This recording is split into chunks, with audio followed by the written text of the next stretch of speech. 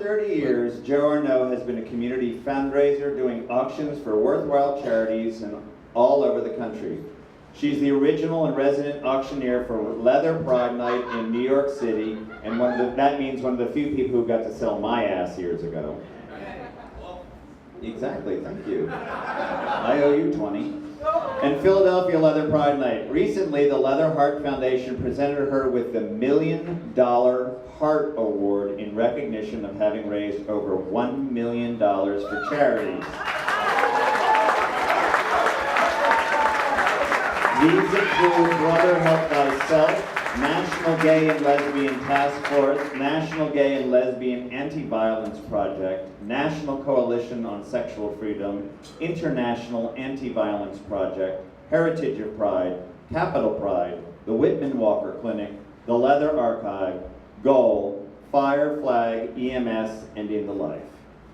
Joe Arnone has also marched in New York Pride since 1975 and began announcing the March for Heritage of Pride from steps of the New York Public Library in 1985. In 1981, along with Dorothy Allison, Joe co-founded the Lesbian Sex Mafia in New York City. LSM is the oldest continuously running women's BDSM support and education group in the country, not to mention damn sexy. Her awards are many. Among them are Heritage of Pride's David Norrie Award for behind-the-scenes volunteerism, the Hero of Leather Pride Award, the American Brotherhood Award for Community Service, DC Eagle Community Appreciation Award, the Legend Award, Lifetime Achievement Awards from both Pantheon of Leather and the NLA, and the Mr. Marcus Hernandez Lifetime Achievement Award. It's with great pleasure we welcome to the stage Joe Arnone.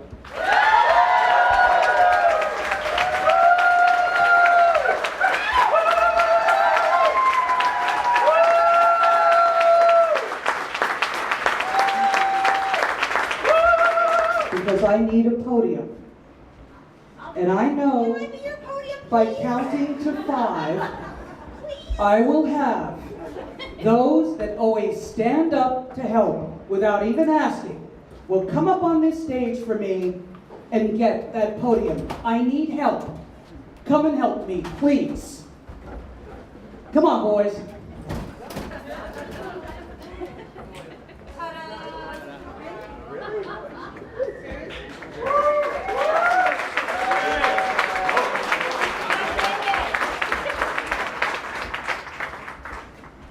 I want to begin by reading something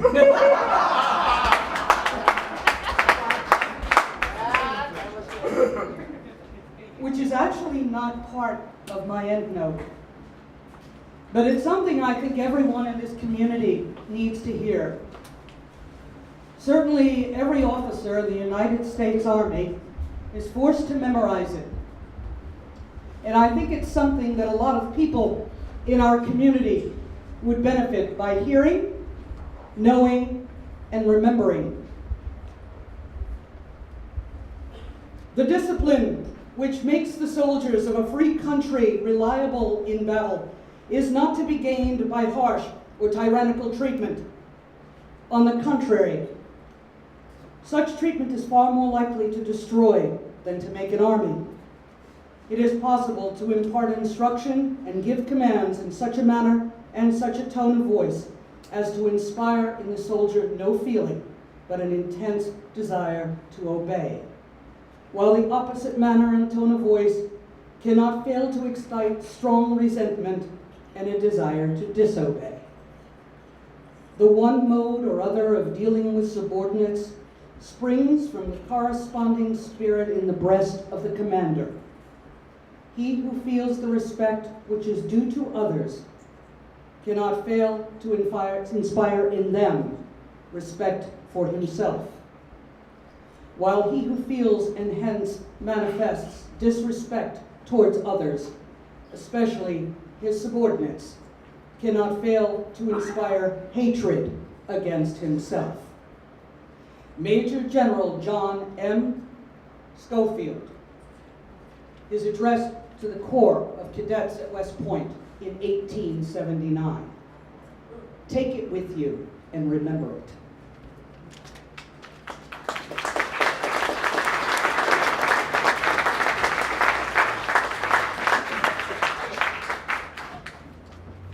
I stand before you at the conclusion of an absolutely fucking amazing weekend, which brought together diverse members of our community, all united by common bonds to engage in a single goal, the exchange of knowledge. As Jacques so eloquently stated in the opening keynote, knowledge is power. From knowledge comes the ability to direct, to govern, to inspire, aspire, and lead. But with knowledge comes responsibility.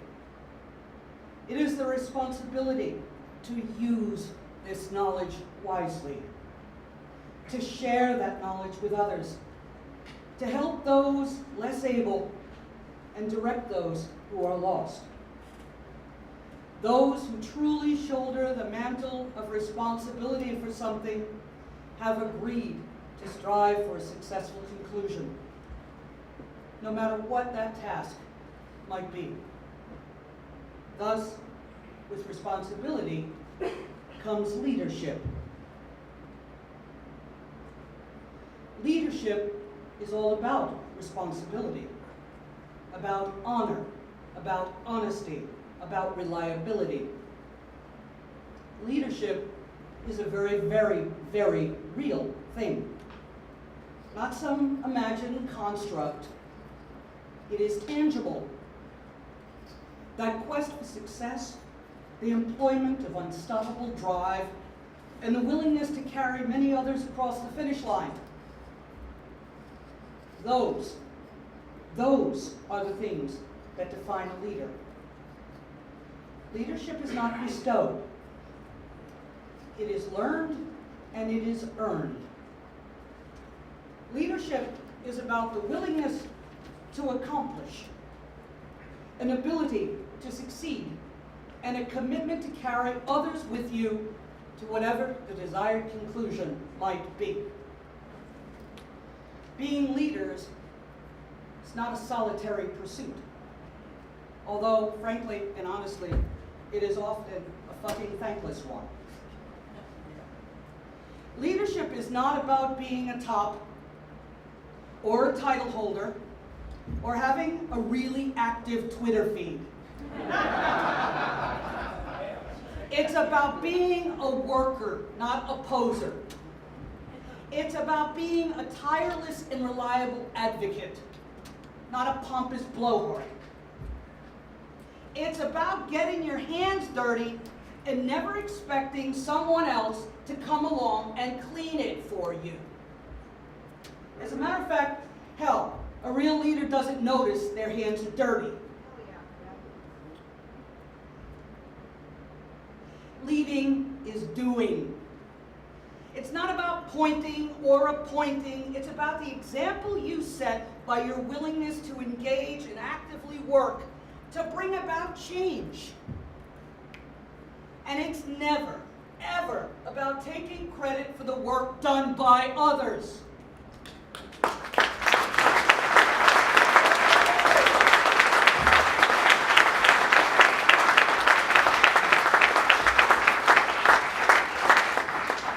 Real leaders are not afraid to recognize the accomplishments and profound leadership ability of others while fully acknowledging their success. Honor to others, leaders, leadership, workers, problem solvers, shakers, doers, honesty. So let's be honest right now. For every top, dominant master, mistress in our community that's a real leader, a worker rather than a finger pointer, for every title holder who has ever actually done anything useful with the power of the sash, there are 100 or more dedicated, hard-working, tireless leaders who proudly bear the titles: boy, girl, boot black, slave, sub, pup, switch, and slut.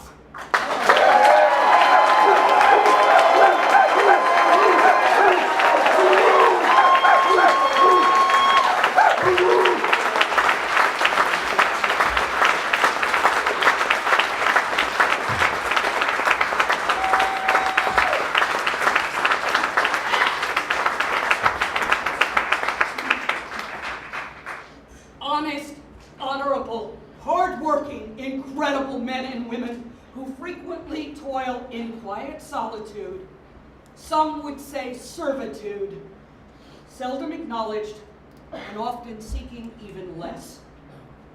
They guide, they teach, capable, cajole, they implement, they construct, they create, they enable, they empower. They find the way to get it done, and at the end of the day, have made sure success is assured. And no one is left behind. Their names are frequently spelled in all lowercase, but make no mistake, their contributions are capital.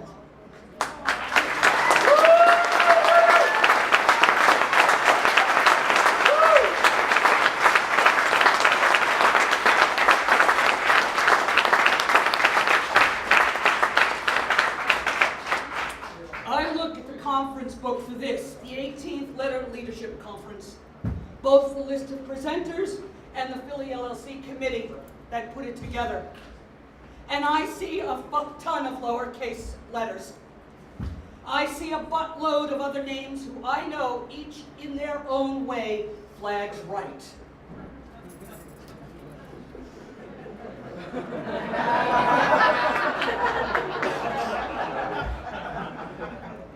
Honor and respect.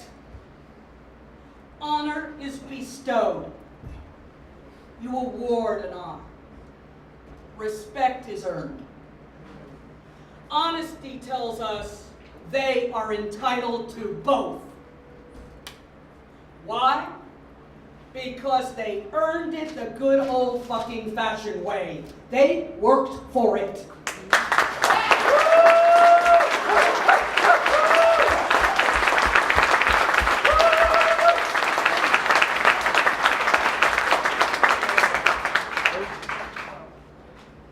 What would we do without them?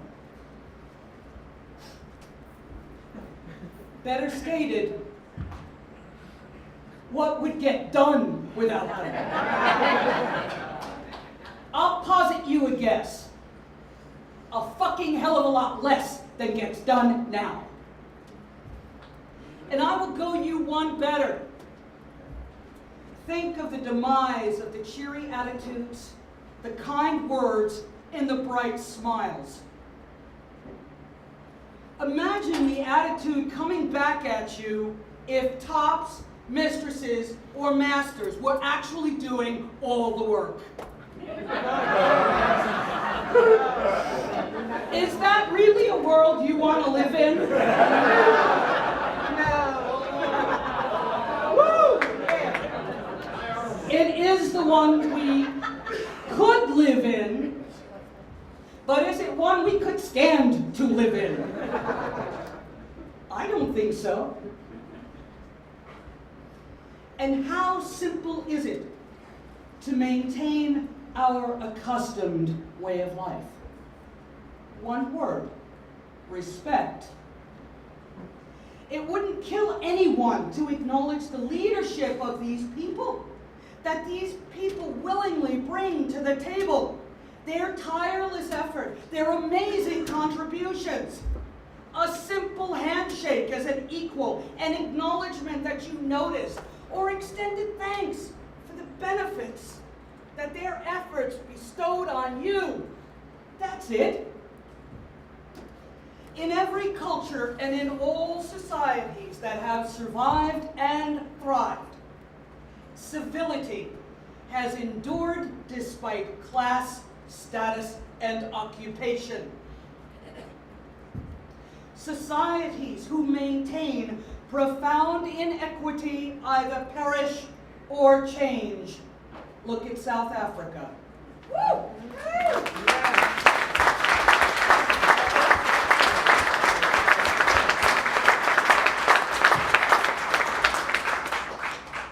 And I say to each of you, the hard-working leaders who flag right, you are entitled to our gratitude, our respect, and our community's open expression of those things.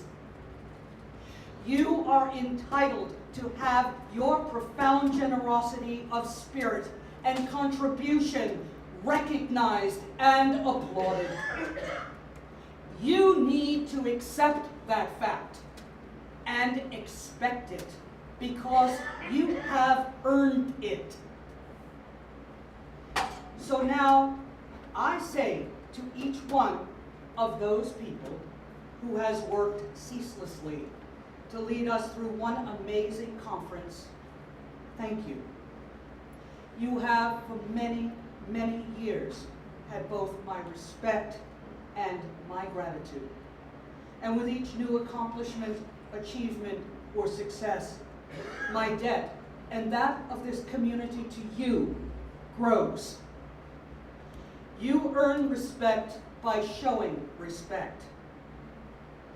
It is by earning the respect of others you truly lead.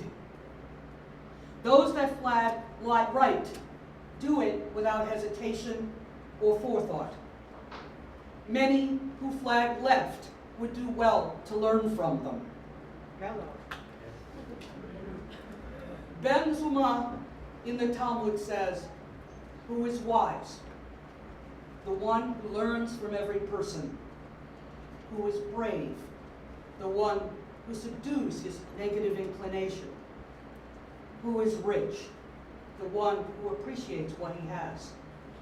Who is honored? The one who gives honor to others. So I ask each of you to take this one simple thing back with you, along with the great knowledge imparted and exchanged in all these amazing classes this weekend. Honor, loyalty, integrity. The precursor to all of these is simply respect.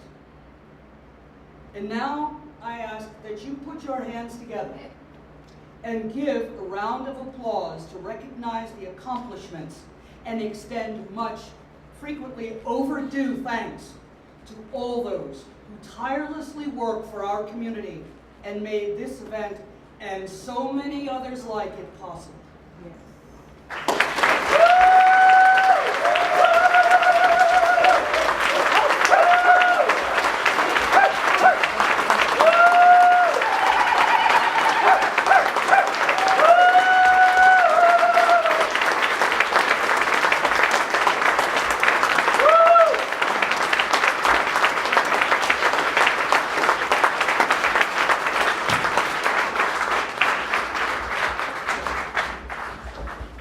We all talk about the fight. We all talk about the battle. The battle isn't over till our community is a truly civil one. Support others.